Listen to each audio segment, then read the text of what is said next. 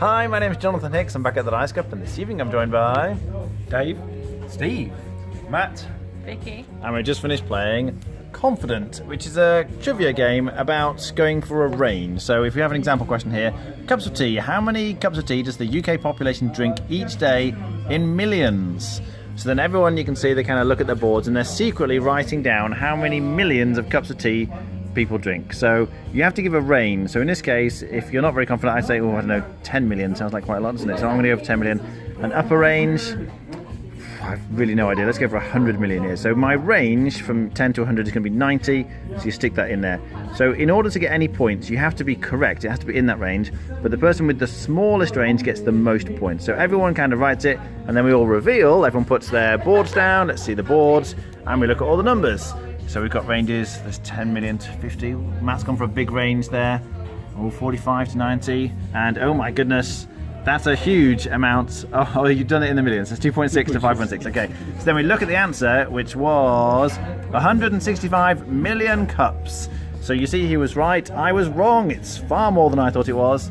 So Matt got it right. Did anyone else get it right?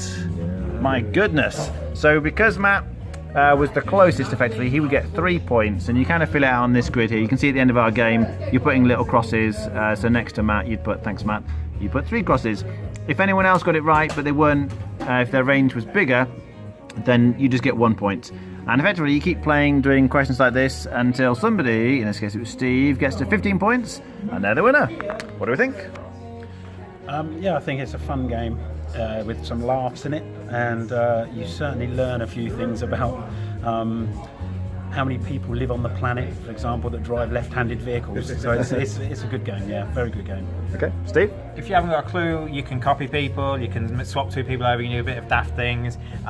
If you're not sure, you can just go for a wider range and hope that someone gets it wrong. If you're the widest range and everyone gets it right, you don't get anything. So you can't kind of be too kind of out there with your ranges. I think they've added a bit of humour in it. They could have just had a standard trivia game with boards and you're guessing ranges, but there's some of the little facts after they read the card. You know, like we were doing, there was one in Miles earlier, and he says, yeah, so famous Miles include Miles Davis, Miles. I'm like, okay, that's just a bit random, you know, random laughter. So I like it, and if you don't know, you can still have an educated guess.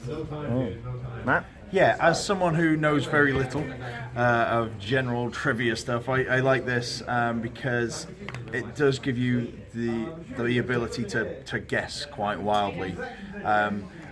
And a lot of the questions, even with a very wild guess, I'm like, oh, it's got to be in that range.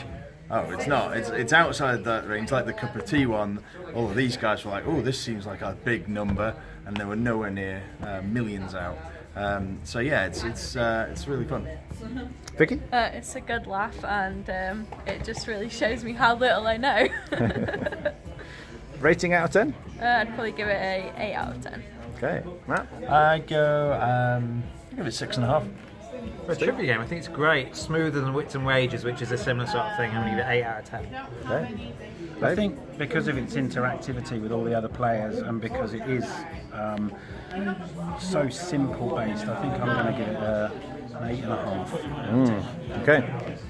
Yeah, as a trivia game, I think it does its job very well. The problem with many trivia games is if you don't know the answer, well, you're just a bit stuck.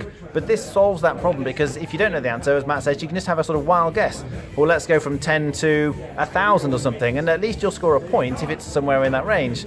So I like it. And as Steve was saying, you've got these extra little bits. There was sort of once per game abilities where you can swap people's cards or copy someone else's. So if you think, oh, this person really knows the answer, you can just effectively use theirs for that round. So I think it does its job very well. I'd give it a 7 out of 10. All right, thanks for watching. That was Confident.